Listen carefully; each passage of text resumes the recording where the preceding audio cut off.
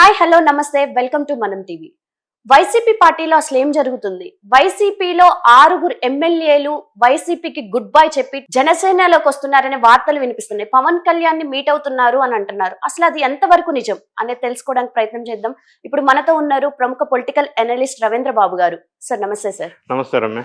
Sir, వైసీపీలో ఉన్న 6 ఎమ్మెల్యేలు వైసీపీకి గుడ్ బై చెప్పి జనసేనలోకి వస్తున్నారనే వార్తలు వినిపిస్తున్నాయి. అసలు అది ఎంతవరకు నిజం సార్? ఆంధ్రప్రదేశ్లో వైఎస్ఆర్ కాంగ్రెస్ పార్టీ చాలా గడ్డు పరిస్థితి, రోజుకు కూడా గడ్డు పరిస్థితి ఎదుర్కొన్న సందర్భం మనం ఇప్పుడు చూస్తా ఉన్నాం. ఈ రోజు ఆ పార్టీకి సంబంధించిన ఏటుగా పేరు ప్రఖ్యాతులు పొందిన విజయసాయిరెడ్డి గారు పార్టీకి రాజ్యసభ సభ్యత్వానికి రాజీనామా చేయడం జరిగిపోయింది. ఆయన ఏటు అని ఎందుకు అంటున్నానంటే, ఒకటి, వైఎస్ఆర్ కాంగ్రెస్ పార్టీ ఫౌండర్స్ స్థాపించినప్పటి నుంచి ఉన్న వ్యక్తి ఆయన. జగన్ రెడ్డి తర్వాత ఆయనే కాబట్టి ఏటుగా చెప్పవచ్చు.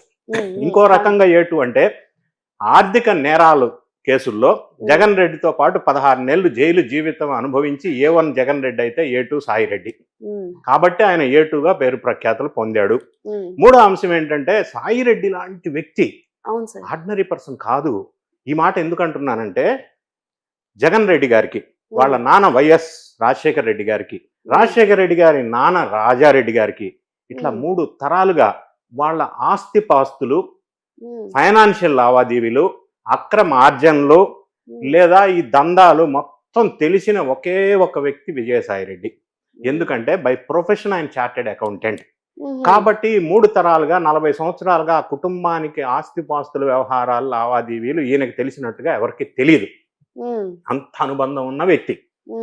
సో పరిస్థితులు ఏ విధంగా దారి తీసిని విజయసాయిరెడ్డి లాంటి వ్యక్తి బయటికి రావటానికని ఒక్కసారి నిష్పక్షపాతంగా పార్టీలకు అతీతంగా విశ్లేషణ చేసుకుంటే రీజన్స్ ఏమై ఉండొచ్చు, ఇదే కరెక్ట్ గా రీజన్ అని చెప్పలేము. కానీ ఒక డాట్స్ మనం కనెక్ట్ చేసుకున్నట్టయితే ఒక మ్యాప్ ప్లానింగ్ మనకు కనిపిస్తా ఉంటది.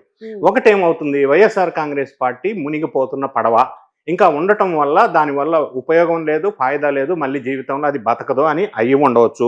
ఈ రోజు విజయసాయిరెడ్డి రిజైన్ చేశాడు. రేపు ఆల్రెడీ కన్ఫర్మ్డ్ రిజైన్ చేసే మరొక MP Ayodhya Ramireddy.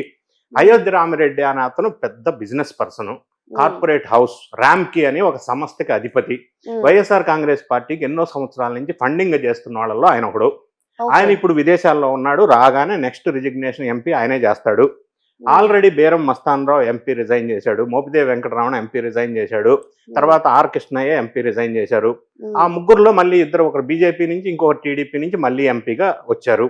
So already 3 ఎంపీలు అయిపోయారు. ఇప్పుడు 4వ అతను అయిపోయాడు. రేపు అయోధ్య రామిరెడ్డి చేస్తే 5 అయిపోతారు. అప్పుడు ఎంపీల సంఖ్య 11 నుంచి వీళ్ళకి 7కి తగ్గుతుంది. ఎంపీలు బాట పట్టారు. ఇది వాస్తవం నేను చెప్పింది. ఇక ఎమ్మెల్యేల విషయానికి వచ్చినప్పుడు జగన్ రెడ్డి గారు తీసుకున్న నిర్ణయం ఏంటి? అసెంబ్లీకి వెళ్ళొద్దు. ఈయన వెళ్ళకపోయినా పర్వాలే, వాళ్ళ ఎమ్మెల్యేలు అసెంబ్లీకి వెళ్ళాలి కదా, 11 మందే కదా. అసెంబ్లీకి ఎందుకు వెళ్ళరు? అసెంబ్లీకి వెళ్ళనప్పుడు ఎమ్మెల్యేగా ఉండటానికి అర్హుడా అని ప్రజలు ప్రశ్నిస్తా ఉన్నారు. అసెంబ్లీకి పంపించమని, అసెంబ్లీకి వెళ్ళమని ఓట్లేసి ప్రజలు ఎన్నుకుంటే అసెంబ్లీకి వెళ్ళమని కదా ఎన్నుకుంది ఎమ్మెల్యేని. మరి అసెంబ్లీకి వెళ్ళొద్దని ఇన్స్ట్రక్షన్ ఇచ్చి అందరినీ ఇంట్లో కూర్చోబెడితే ఎంతో ఆశతోటి, ఆశయాలతోటి అసెంబ్లీలో అధ్యక్షానాలి అనుకొని ఎంతో యువతరం ఎమ్మెల్యేగా అయిన సందర్భం. మరి వాళ్ళని వెళ్లకుండా ఉంటే వాళ్ళు ఎన్ని రోజులు అసెంబ్లీకి వెళ్లకుండా ఇంట్లో కూర్చుంటారు? ఒకటి. రెండోది, ఈయన నేనే మంత్రి, నేనే రాజు, అహంకారం అనొచ్చా సార్? అంతే కదా, అహంకారం.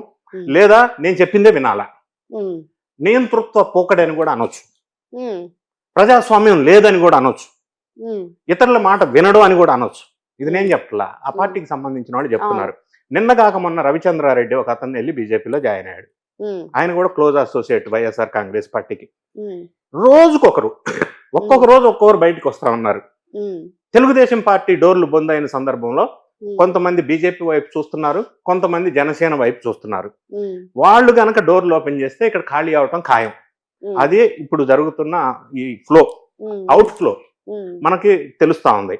ఇక మీరు ప్రస్తావించిన అంశానికి వచ్చినట్టయితే, ఇందులో భాగంగా ఈ ఫ్రస్ట్రేషన్ తో ఉన్న వీళ్ళంతటికీ కారణం ఇంకో మనిషి ఉంది. ఒక అదృశ్య శక్తి ఆ పార్టీని, ఈ ఎమ్మెల్యేస్ని నడిపిస్తున్నారు. ఆయన అప్పట్లో సకల శాఖల మంత్రి అనేవాళ్ళు. ఆయన వెనకున్నది భారతిరెడ్డి గారు. సో ఈ చక్రం తిప్పుతున్న వాళ్ళంతా వేరు, వాళ్ళు తిప్పిన ప్రకారం వీళ్ళు నడవాలి. సో ఇంత పెద్ద ఎత్తున మాట్లాడటానికి ఛాన్స్ లేని, ప్రజాస్వామ్యమే లేని ఒక పార్టీలో ఉండటం ఇష్టం లేక, రెండోది ఫ్యూచర్లో హోప్ లేక, ఆశే లేక, నిరాశతోటి ఇంకొక పార్టీ వైపు పరిగెత్తుకుంటూ వెళ్ళిపోతున్న సందర్భం అనేది వాస్తవం. ఈ నేపథ్యంలో ఇప్పుడు మనకు వస్తున్న సమాచారం, సబ్జెక్ట్ టు కరెక్షన్, ఈ గిరిజన ప్రాంతమైన అరకు పాడేరు నుంచి ఇద్దరు ఎమ్మెల్యేలు వైఎస్ఆర్ కాంగ్రెస్ పార్టీకి చెందిన వాళ్ళు పార్టీ వీడి జనసేనలోకి వెళ్ళటానికి కొంత చర్చలు ప్రాథమికంగా జరిగినాయి. ఒక అంశం ఏముందంటే, ఇక్కడ ఉన్న 11 మందిలో ఒకేసారి గంప గుర్తుగా 6 వెళ్ళి కనుక జనసేనలోనో ఇంకో పార్టీలోనో జాయిన్ అయితే, గతంలో తెలంగాణలో ఎట్లయితే బీఆర్ఎస్ గవర్నమెంట్ లో కాంగ్రెస్ ఎల్పీ విలీనమైందో, వైఎస్ఆర్ కాంగ్రెస్ పార్టీ కూడా లెజిస్లేటివ్ పార్టీ విలీనం అయ్యే అవకాశం జనసేనలో technically, it is a technical matter. కాబట్టి వీళ్ళు ఏంటంటే ఎమ్మెల్యేస్ ఒకేసారిగా కలిసి ఒక 6 కనుక వెళ్తే ఏమవుతుందంటే, అది టెక్నికల్ గా ఎల్పీ విలీనం అవుతుంది. కాబట్టి ఆ విధంగా ఒక్కొక్కరు వెళ్ళటం వల్ల మళ్ళీ ఇంకొక ఇబ్బంది ఉంటది. కాబట్టి వీళ్ళందరూ కలిశారు. తర్వాత రాయలసీమ నుంచి ఒక ఇద్దరు, ఆంధ్ర ప్రాంతానికి చెందిన ఒక ఇద్దరు, వీళ్ళు 6 ఇప్పుడు తయారుగా ఉన్నట్టుగా మనకి సమాచారం వస్తుంది.